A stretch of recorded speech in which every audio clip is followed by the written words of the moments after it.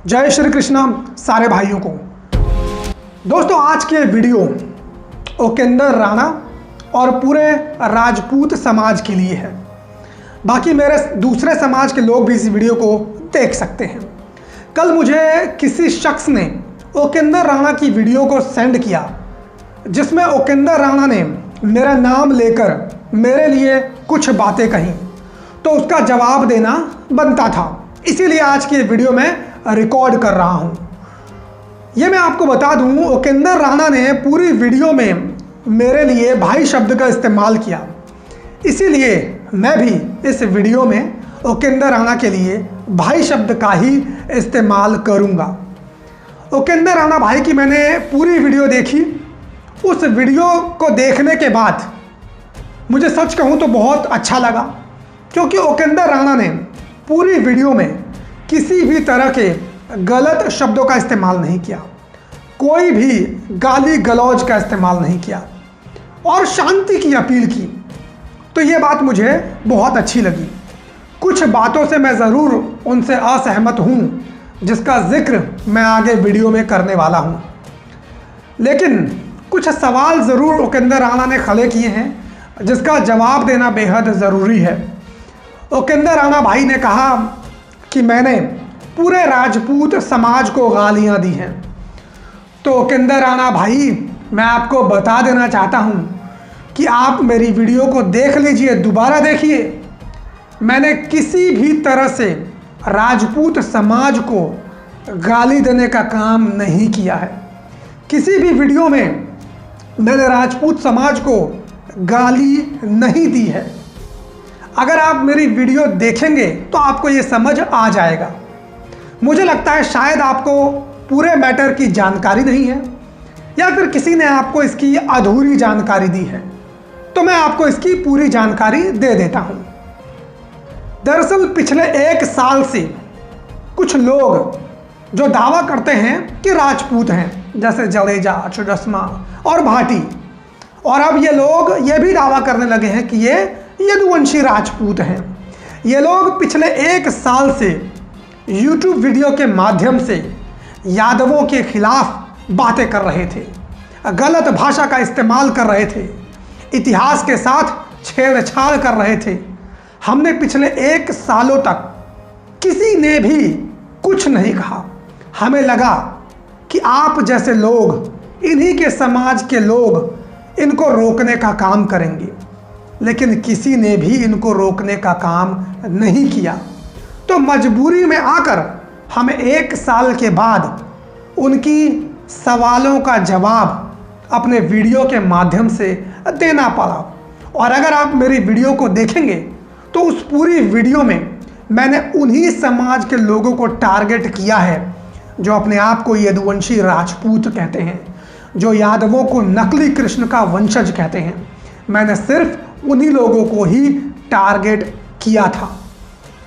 कुछ बातें ज़रूर हो सकती हैं कि आपको आपत्तिजनक लगी होंगी, जैसे मुगलों वाली बातें मैंने की है, लेकिन ये कोई आपत्तिजनक वाली बात नहीं है, क्योंकि आप ये स्वयं जानते हैं कि राजपूतों में 2 तरह के राजपूत हैं, 2 तरह का डिवीज़न है। एक वो राजपूत हैं जिन्होंने इस देश की सरजमी के लिए, इस देश की मिट्टी के लिए मुगलों से लोहा लेने का काम किया, जिन्होंने मर जाना कबूल किया, लेकिन मुगलों के सामने घुटने टेकना कबूल नहीं किया। ऐसे सभी राजपूतों को मैं सलाम करता हूँ, दिल से सलाम करता हूँ। क्यों नहीं करेंगे? ये हमारे हिंदू शासक थे, तो इनका सम्मान हम दिल से करते हैं। लेकिन वहीं राजपूतों में दूसरे तरह के लोग भी हैं, जिन्होंने मुगलों के साथ रिश्ते बनाए, रोटी बेटी का संबंध बनाया। जैसे जयचंद, पृथ्वीराज चौहान को हराने के लिए जयचंद मोहम्मद गोरी से मिल गया। जैसे मानसिंह महाराणा प्रताप को हराने के लिए अकबर से जाकर मिल गया। ऐसी तमाम हिस्टोरिकल फैक्ट्स आपको मिल जाएंगे ऐसे राजपूत लोगों के, जिन्होंने मुगलों के साथ मिलकर राजपूत राजा को ही हराने का काम किया। तो मैंने सिर्फ उन्हीं की बात की, और मैंने जडेजा लोगों की बात की, जडेजा लोगों के इतिहास के बारे में बताया, और उनका इतिहास सर्वविदित है कि वो मुसलमानों के वंशज हैं, लेकिन आज यदुवंशी राजपूत होने का दावा कर रहे हैं।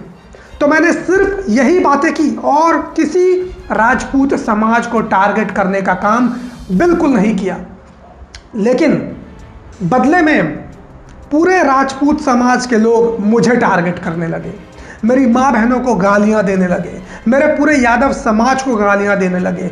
200 से 300 फ़ोन कॉल मेरे पास आ गए जिसमें ये लोग मुझे धमकियाँ देने लगे, मुझे जान से मारने की धमकी देने लगे, तरह तरह की बातें करने लगे मेरे समाज के प्रति।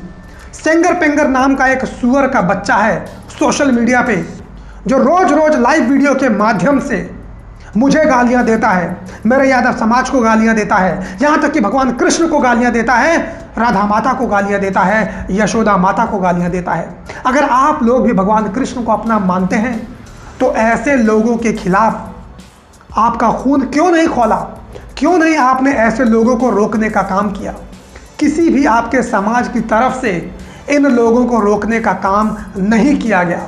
फिर मजबूरी में आकर मुझे राजपूत समाज के ऊपर एक और वीडियो बनानी पड़ी और उसके इतिहास को बताना पड़ा, लेकिन फिर भी मैंने किसी भी प्रकार की गालियों का इस्तेमाल नहीं किया, जबकि लगातार मेरे खिलाफ YouTube पर आपके समाज के लोग वीडियो बनाते रहे और गालियां देते रहे, हमारे भगवानों को गालियां देते रहे। अगर आप भी हिंदू हैं, आप भी भगवान कृष्ण को अपना मानते हैं, तो क्यों आपके समाज के लोग भगवान कृष्ण को गालियां देते हैं? क्यों यशोदा माता को गालियां देते हैं? क्यों राधा माता को गालियां देते हैं?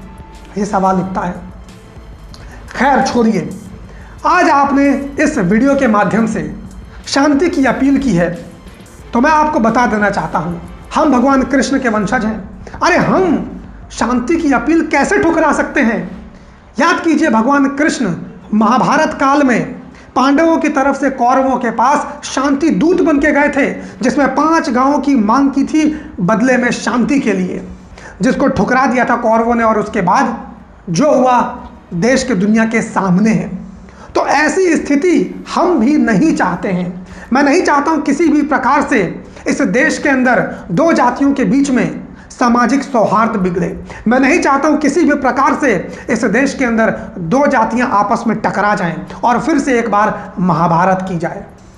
इसीलिए आपकी शांति की अपील को स्वागत करते हुए मैं अपने देश के सभी यादव बंधुओं से हाथ जोड़ के अपील करता हूं कि आज के बाद से सोशल मीडिया पर आप लोग किसी भी समाज को टारगेट मत कीजिए, राजपूत समाज को टारगेट मत कीजिए, किसी के महापुरुष को गालियां मत दीजिए, किसी की माँ बहनों को गालियां मत दीजिए।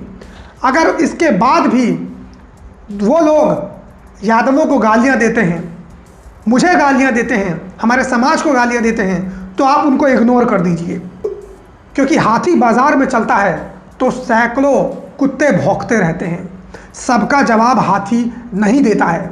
इसीलिए मैं आप सभी लोगों से कहना चाहता हूं कि अगर यादव समाज के खिलाफ सोशल मीडिया पे वो लोग गालियां देते हैं तो उनको इग्नोर कर दीजिए, उनको देने दीजिए। अब हम लोग किसी भी प्रकार से राजपूत समाज के खिलाफ या किसी भी महापुरुष के खिलाफ सोशल मीडिया पर गाली नहीं देंगे। आप लोग कृपया करके मत दीजिए, क्योंकि इस देश के अंदर शांति होना बेहद ज़रूरी है। 2 समुदायों के बीच में शांति होना बेहद ज़रूरी है। उपेंद्र राणा भाई ने अपनी तरफ से शांति की अपील की है, उनकी अपील का मैं स्वागत करता हूं, और मैं अपनी तरफ से कहता हूं कि इस मुद्दे के ऊपर ये आखिरी वीडियो होगी। आज के बाद मेरी तरफ से इस मुद्दे के ऊपर कोई दूसरी वीडियो आपको नहीं मिलेगी।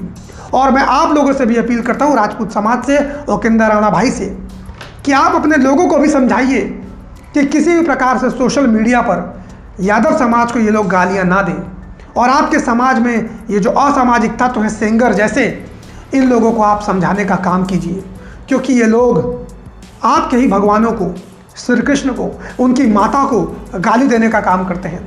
सिर्फ इतना ही नहीं, ये लोग तो ब्राह्मणों को भी गाली देते हैं, जाटों को भी गाली देते हैं, गुजरों को भी गाली देते हैं। ये लोग सबको गाली देते हैं एक तरह से। पता नहीं किस बात का इनके अंदर घमंड है अपने आप को ऊंचा दिखाने का, तो बदले में समाज उसका जवाब देता है। इसीलिए आपसे मेरी विनती है कि आप लोग इन लोगों को समझाने का प्रयास कीजिए। अंत में मैं आपसे वो बात कहना चाहता हूं जिससे मैं असहमत हूं। आपने सारी वीडियो में बहुत अच्छी बात कही है, लेकिन एक बात आपने कही, आपने दिखाने की कोशिश की कि राजपूत ऊंचे होते हैं, यादवों से बहुत ज़्यादा ऊंचे हैं, वीर हैं। इस तरह का संदेश आपने अपनी वीडियो में देने की कोशिश की। तो भाई योगेंद्र राणा, मैं आपको बता देना चाहता हूं, हर समाज के अंदर वीर योद्धा पैदा हुए हैं। बस फर्क सिर्फ इतना है कि किसी के इतिहास को बहुत ज़्यादा बढ़ा चढ़ाकर लिखा गया और किसी के इतिहास को इतिहास के पन्नों में जगह तक नहीं दी गई। और हमारी लड़ाई आपसे बिल्कुल नहीं है। हमारी लड़ाई अपने इतिहास को इतिहास के पन्नों में दर्ज कराने की है। तो योगेंद्र भाई, हर समाज में वीर योद्धा होते हैं। हम आपके वीर योद्धाओं का सम्मान करते हैं, आप हमारे वीर योद्धाओं का सम्मान कीजिए। इन्हीं शब्दों के साथ मैं इस वीडियो को अंत कर देता हूं। आप सबसे रिक्वेस्ट है कि इस वीडियो को योगेंद्र राणा भाई तक पहुंचाएं, किसी भी प्रकार की आगे से गाली गलौज ना करें और इस मैटर को यहीं पे क्लोज कर दें। आपसे मुलाकात मैं अगली वीडियो में करूंगा, तब तक के लिए धन्यवाद।